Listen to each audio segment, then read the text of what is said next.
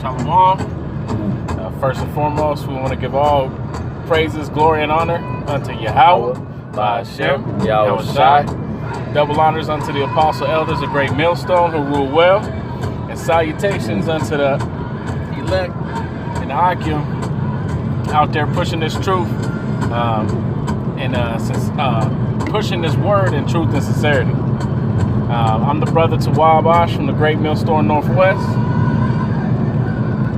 Tazayar. God. And this week, with Thanksgiving going on, it just vexed my spirit because growing up, I was around Gad a lot. And, for me, I quit celebrating Thanksgiving once I learned about what this damn Edomite, the so-called white man, did to the Native Americans, which I thought I was at the time, lacking knowledge. Yeah.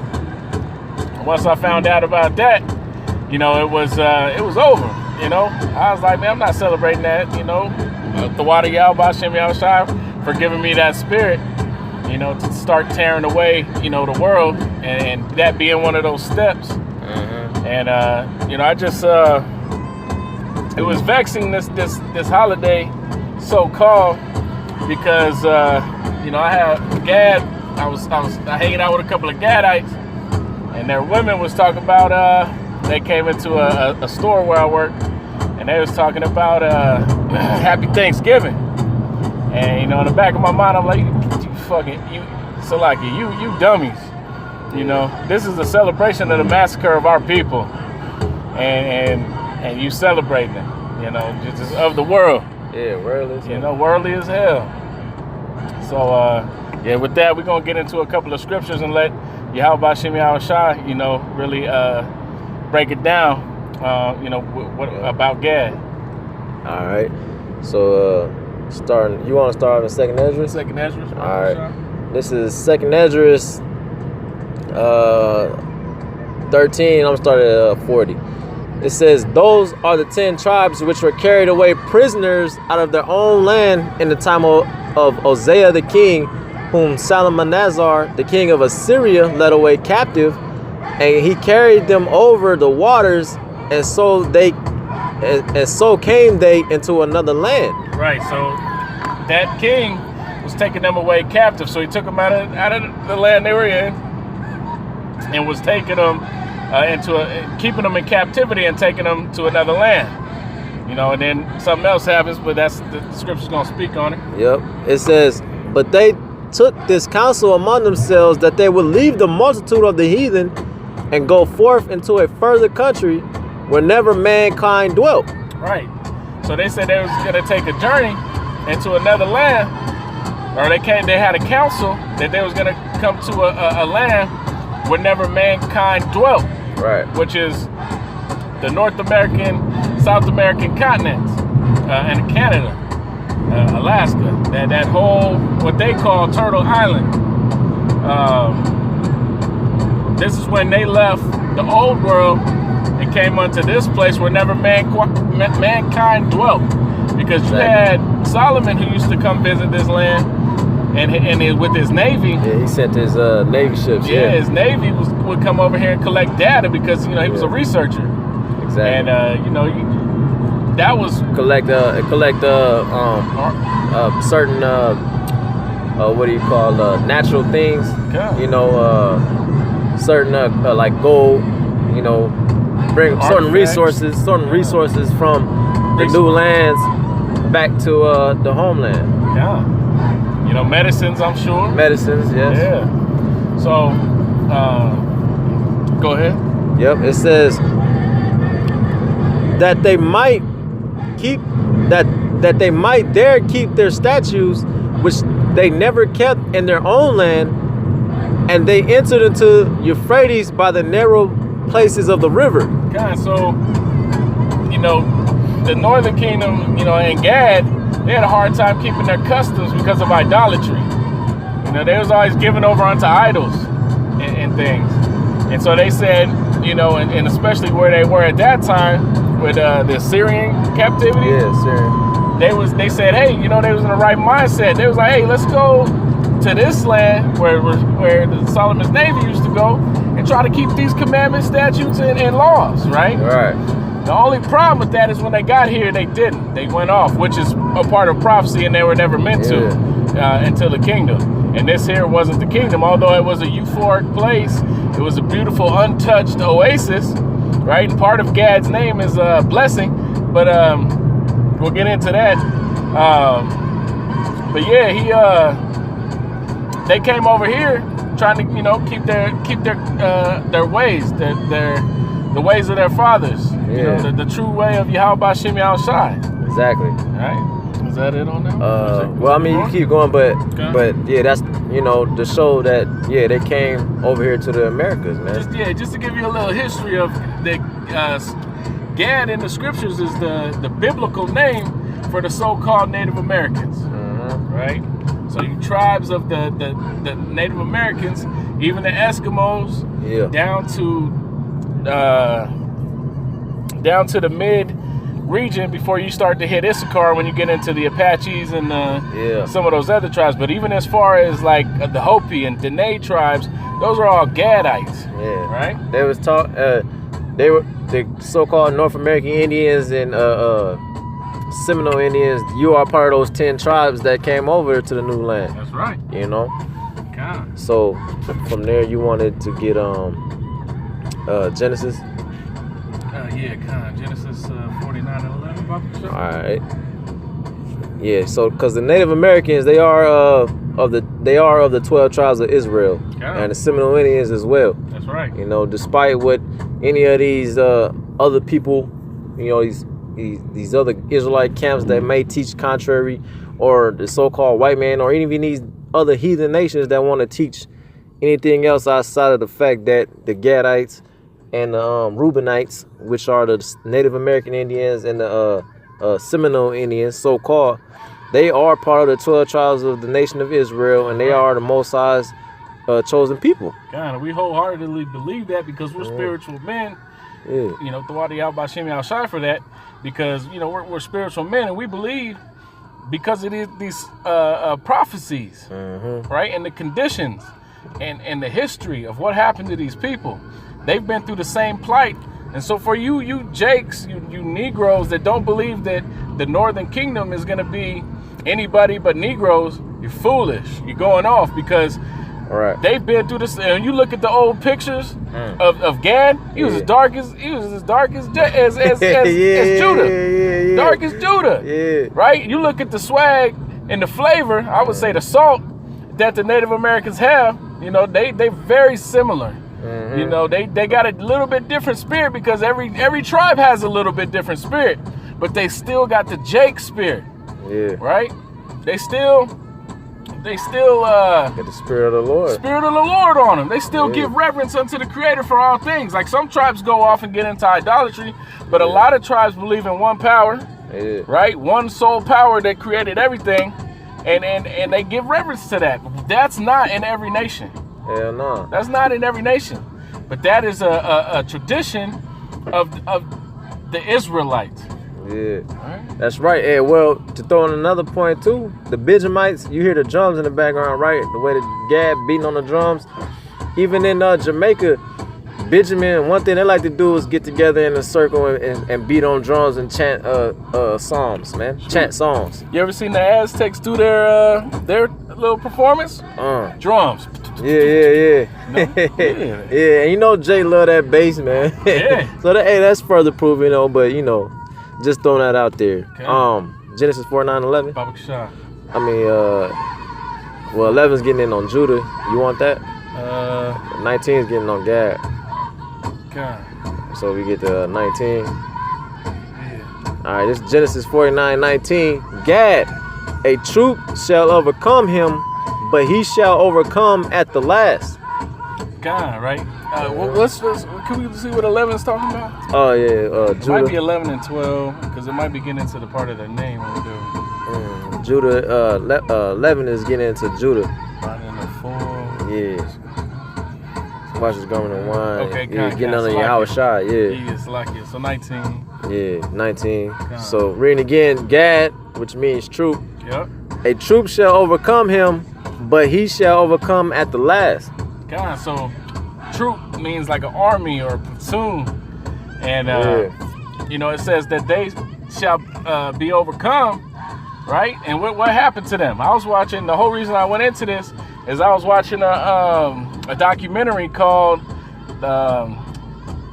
Massacre at Sand Creek that PBS did, right? Now, I was just watching, and it got into the things that happened there, right? And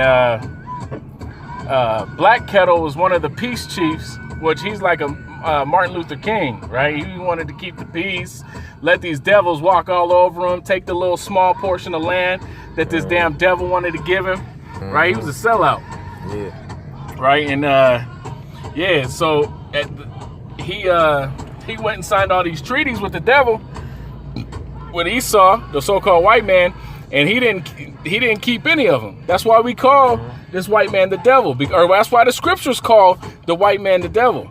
You know, we don't just do that because we think it's fun or because we hate the white man. It's not about that. It's about Yahweh Shem Yahushua hates Esau, which is Edom, which is the so-called white man, the Caucasian race of people. And you can see that it's them also through these scriptures. You got to filter things through the scriptures to find out the truth. It's like when you have gold and you got to refine it down from big rocks to little rocks to sand and then pieces of gold. Right? You gotta search for that truth. You gotta refine things down through the truth. And when you see the actions that this white man did against the so-called Native Americans, so-called Negroes, so-called Seminole Indians, and so-called Latinos, you can see that it's him. So he signed all these treaties with Black Kettle and a couple of other ones. But hey, when they came to visit the camp where these chiefs were, it was all women and children and chiefs and elderly. All the men of war were out hunting, right? They always waited until the men of war were out hunting, right? So they came. Another chief's name was Little Bear. Little Bear came out with this bullshit piece of paper that the white man had him sign, and he signed with him and said, hey, no, we don't want to fight. We're peaceful. You're good. You know, chill. They shot him dead right there off his horse. And then rode over him and shot him again. Right? That's this devil. He gonna sign a treaty, though he come with words that are smoother than butter, roughly paraphrasing. War is in his heart. That's right. Because he wanted that land of Colorado. Colorado is a land with lots of resources. It's a central location. You know, and you can tell these devils, man, they still got that proud spirit about Denver. Right? So they came and they massacred these people at Sand Creek. Slaughtered them. Because they were at peace. They wasn't expecting. It wasn't one of the warrior tribes. They had no reason to go to Sand Creek. Sand Creek, Black Kettle gave up. Right? So as these people were on their knees, hands and knees, begging, right? On their hands and knees, like the picture's showing you, they were still chopping their heads off, taking limbs, arms, and Black Kettle was telling the warriors to stop, right? This sellout. And, you know, you always got sellouts in every tribe. Black Kettle was one of them sellouts, right? So they took body parts and pieces, and they did what's called a picture parade. And they paraded through Denver wearing arms, legs, baby ears, arms, baby legs. There's written accounts of them cutting babies out of the wombs of the mothers and them parading around with babies like hats, like necklaces. Scalping the babies. Babies ain't barely got no hair. They were scalping the babies, right? So for you Gadites, I'm going to call you Native Americans because you ain't earned the name of Gad, which, you know, we got to wait till the end of this thing for you to come back and overcome this wickedness and overcome this white man. But right now, you ain't earned that name. You know, you're still out there celebrating this Thanksgiving, right? Which is a celebration of the massacres of your people. Terrible. Right? We're going to get back into these scriptures to prove what we're talking about. Yep. Isaiah 65, 11 and 12, Baba Kasha. Isaiah 65 and 11. It says, but ye are But ye are they that forsake the Lord, that forget my holy mountain, that prepare a table for that troop, and that furnish the drink offering unto that number. Therefore will I number you to the sword, and ye shall all bow down to the slaughter, because when I called, ye did not answer. When I spake, ye did not hear, but did evil before my eyes, and did choose that wherein I delighted not. Right, so prepare a table and furnish drink offerings to this damn devil. You try to, when you look up the word drink offering, it goes into like a type of wine, but you try to give this devil drink, show him how to survive on this land, and allow this devil into your ways and show him your customs so that he could survive here, right? But because, what's the end of that say, Baba Kashaw? It says, but because when I called, you did not answer. Because when you were supposed to come over here and keep the law, statutes, and commandments of the Most High, and he called, you did not listen. You didn't do it. You went off and started believing in the white buffalo calf pipe woman, believing in the rain dance that the Hopi and Pueblos used to do. You started believing in all these other deities and having sun dances. And piercing your skin. You're not supposed to pierce your skin at the Sundance. That's going off. Yeah, worshiping the sun. Yeah, they were summer solstice. There was one show that I was watching where they were piercing their skin with these hooks that was connected to this pole. Tree, yeah, that's it. Yeah, Sundance. Yeah, and they were spinning around it, while they were leaking blood. I was there. Yeah, I've been to a Sundance. Yeah, see, yeah. Right? I got to see it firsthand. I got to see this wickedness, and it's sad because Gad or Israel has a zeal, but not according to knowledge. Yeah. Right? They was going off, but you can see that they, if they just had the right ways, if they was listening to Yahweh Shem Yahushai and gave praises unto Yahweh Shem Yahushai and gave up their wicked ways and came here and did that, it would have been a beautiful thing. But it's not time. We gotta wait. We gotta wait for Now's the Most High's movie to be fulfilled. And now is the high time to wake out of sleep, because it's about to happen. And Gad, he ain't gonna overcome to the end, is what the script says. So we waiting on him. And what's 12? That was 12. Oh, that was all 11 and 12? Okay. What was the other one we had? The other one was Deuteronomy. Yeah, Deuteronomy 28 and 45. Yeah. Deuteronomy 28 and 45. It says, Deuteronomy 28 and 45, moreover, all these curses shall come upon thee, and shall pursue thee, and overtake thee, till thou be destroyed. Right, so in Deuteronomy 28, it goes over all the blessings that we could have received if we would have followed the rules and the laws and the statutes and commandments of Yahweh Shem Yahushai, of the Most High. But we didn't, so it says that all these curses shall come upon thee, right? And all these curses shall come upon thee, and shall pursue thee, and overtake thee, till thou be destroyed. Right, till thou be destroyed. Are the Native Americans not destroyed because these curses are upon them? Right? Are they not? Are their children not taken away captive and raised by other people? Are they not filling up the jail cells? Children going into captivity? Are they not doing things and making their own stuff, but other men are enjoying them? Right? Like you shall plow, or you shall reap, but you shall not, or you shall sow, but you shall not reap. For another man shall take it away. Roughly paraphrasing. Are they not under these curses? Right? For you so-called Israelites who think you're Israelites and don't believe that the Northern Kingdom is a part of the 12 tribes, you better take another look. Do some research history, and then read Deuteronomy 28, read Genesis 49, and figure it out for yourself, right? But if it's not meant for you, you ain't gonna get it anyway. What's the rest of that? It says, because thou hearkenest not unto the Lord, unto the voice of the Lord thy power, to keep his commandments and his statutes which he commanded thee. What you said you wanted to come over here and do. which is the whole point of why you're on this land known as America. Because you said you was going to come over here and try to keep them statutes and commandments. But you didn't. And now you just still giving up into these idolatries and these wicked customs. Christmas and Thanksgiving. How you going to celebrate Thanksgiving when that's a celebration of your downfall? Mm-hmm. Foolish.